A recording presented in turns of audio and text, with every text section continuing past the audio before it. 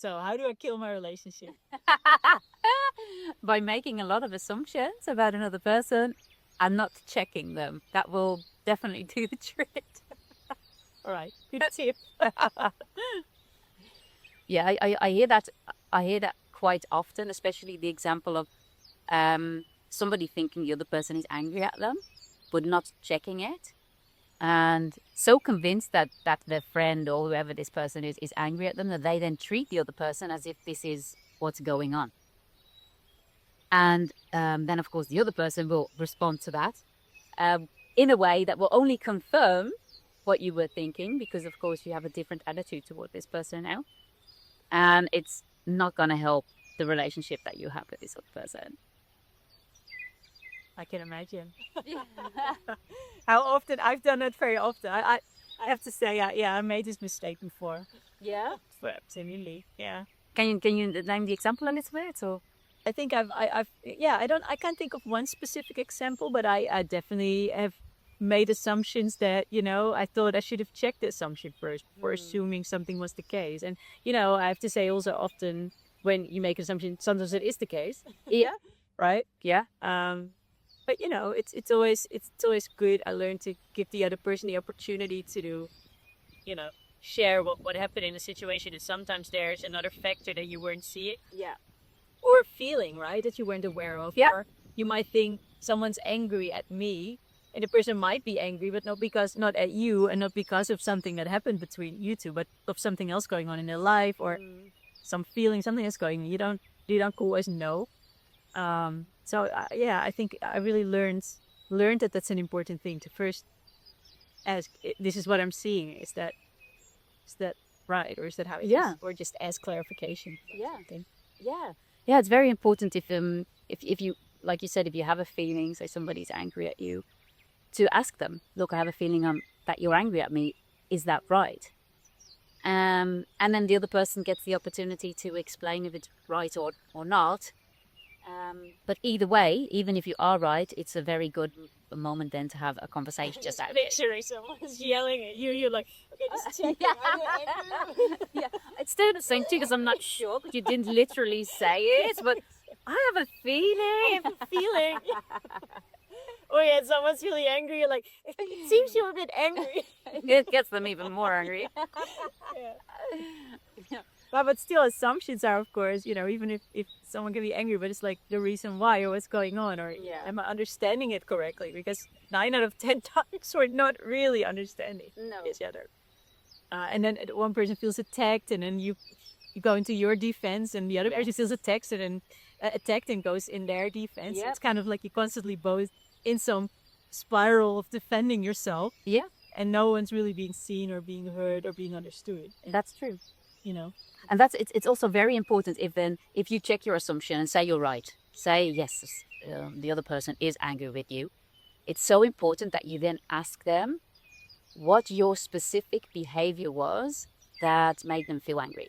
So you ask them, okay, well, what did you see me do that made you feel angry? Or what did you hear me say that made you feel angry? And the reason it's important that you ask this specific behavior is because you then know what it is that they were talking about, the exact thing that they're talking about. Plus, you will understand, for later on in the conversation, you will understand why you did what you did, because you know exactly what they're talking about. I will give you an example in a moment. And also, you can avoid a very unnecessary conflict. So, say you ask the person, okay, well, what did you hear me say? What did you see me do? They can still answer you without naming your specific behavior. So you might get an answer like, well, you've been avoiding me all week. Then you still don't know what it specifically was that triggered them. So then you just keep on asking, okay, but what did I do that made you think that I'm avoiding you? And then they might say something like, well, you usually text me every day of the week, and last week you only sent me 2 texts, so you've been avoiding me. Now you know your specific behavior. So now you know what was triggering for them. You know the exact thing that they're talking about. Plus, you now also probably know why you only texted them twice instead of 5 times. So this is very important information for you to then later tell them what was going on for you and to help them understand. And third of all, you save yourself from a very unnecessary conflict. Because if you would have stopped at, you've been avoiding me all week. So say I would say to you, you've been avoiding me all week. And you haven't. For you, you haven't. This is not what's been happening for you. I can have a different take on what avoiding means than you have. That can definitely throw you into the defense. So then there's no conversation going on. Then there's, well, this and Yeah, you're back in the pattern of defending back in the yourself. pattern. Right. Yeah. So that's why it's very important to ask for the specific behavior. And then, of course, then the next step, what is very important, is that you show the other person understanding for what they've been feeling. And understanding is not the same as agreeing.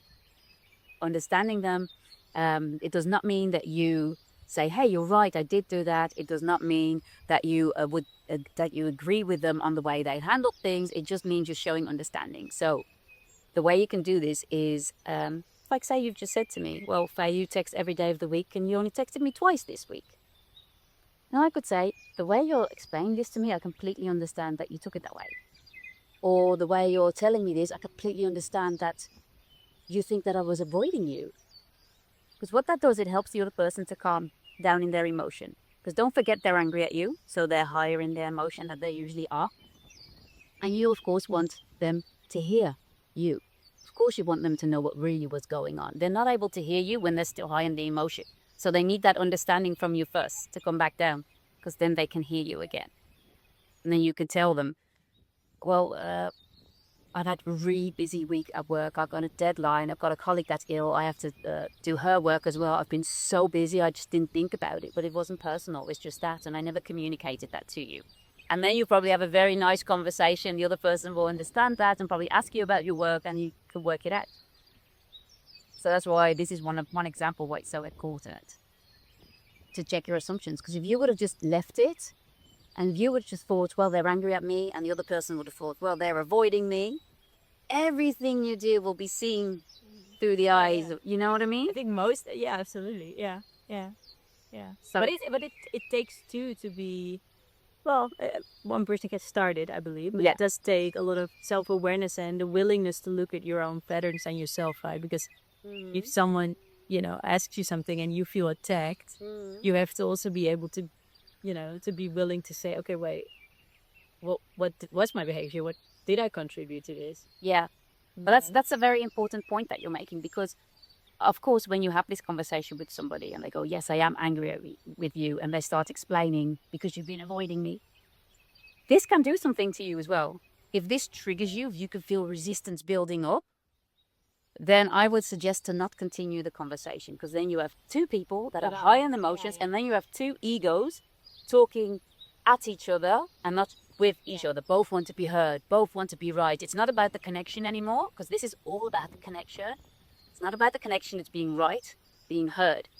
So I would definitely advise you, if you do feel triggered, to be honest about this. Say, look, I'm starting to feel angry now. I need to deal with my emotions. I will get back to you when I've calmed down. And to then try and have the conversation again. Nice. I love that idea of realizing, what is this about? Is this about the connection, or is this about being right, being heard? We see, well, obviously that's what the connection is. But, is it just about, about me being right, or is it about the connection? For me, communication is all about the connection. The way I communicate with somebody that I have a really deep connection with is different from the way I communicate with the man that just cut me off in traffic. I hope so. So for me, the communication is all about the connection. And now, of course, I'm talking about conversation, then checking your assumptions with the people that are close to you, that you want to stay connected to. But also, it's very important to stay connected to yourself. Just to say that. Yeah. So that's why I'm saying, if you feel that you're getting triggered by what the other person is saying, and they're also triggered, give yourself the space to actually listen to what's going on for you. Why are you feeling so angry about this? What is this bringing up? And to be present with your own anger too, to be like hearing yourself too in it, right? Because it's like this brings up an emotion for you, and whether that is because of the situation or maybe a misinterpretation of the situation, it did bring something up. So it's also interesting to say, okay, what is this bringing up for me, and why? Why does this make me so angry? Right? And if you feel like, well, my boundaries be crossed, and it makes you super angry. You're like, okay, that's and in some cases can be a justifiable, you know, amount of anger in the situation maybe, but in some cases it's not, right? If someone says something very small to you, you completely have an outburst. There's more going on than just that situation. It's a trigger that's been there for years. That's probably been there your whole life. Yeah, it could probably be that the other person has done other things that you also didn't really like, but you didn't want to say anything, or you were thinking, oh, I'm gonna be like the person that's gonna moan about this, or I'm just gonna let it slip because they're having a hard time. So you let little things, what seem little things, slip, but they build up to bigger things, and then that person says one thing to you that then completely that does not sit well with you, and you can explode. Or another person, right? It's like Or another person. Something's been building up, but you haven't been standing up for yourself. And now in different situations, where you had several situations that you just let it slide, and you kind of in small things. Over time, it builds up, and you might be in a supermarket, someone like bumps into you, and you just go off, and the person's like, and it's just years of, and it's just such a big time of you not speaking up, not making your boundaries clear. And especially now I'm talking about if you have maybe assumption about someone that you're really close with, say your partner.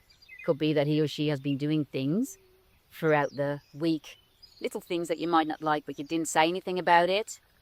And then one comment can then completely send you off the rails just because you didn't. You become this ticking time bomb. Exactly.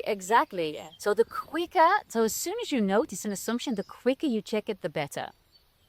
Because this starts lingering in your mind and it becomes a truth, and then it starts to get very tricky. Because the thing also is, you then start building up resentment for something you don't even know is true or not, but you start building up resentment. And there's such the unfair thing about resentment is that you build it up towards the other person when in fact you're not naming your own boundaries. So you're really angry with yourself, and you're probably not aware of it, but you then blame the other person, and you build up resentment. And resentment is such a difficult thing to return from. Once there's built up resentment in a relationship, it's difficult to turn it. You can. It's not easy. It's a lot easier to just straight away check your assumptions. And if someone's watching this right now, do you have maybe 1, 2, or 3 tips that they can implement right now to... Well, the first thing, is being aware, of course, that you're assuming something, and then the second one is ask the other person to have this conversation with you. Let them know that you've got something on your mind and you want to check if this is right or not, and then to be completely honest with what you're feeling, thinking, and ask for the specific behavior. That's a very important one. Yes, those will be my tips. Thank you. I'm going to try anything. You're going to go, hey.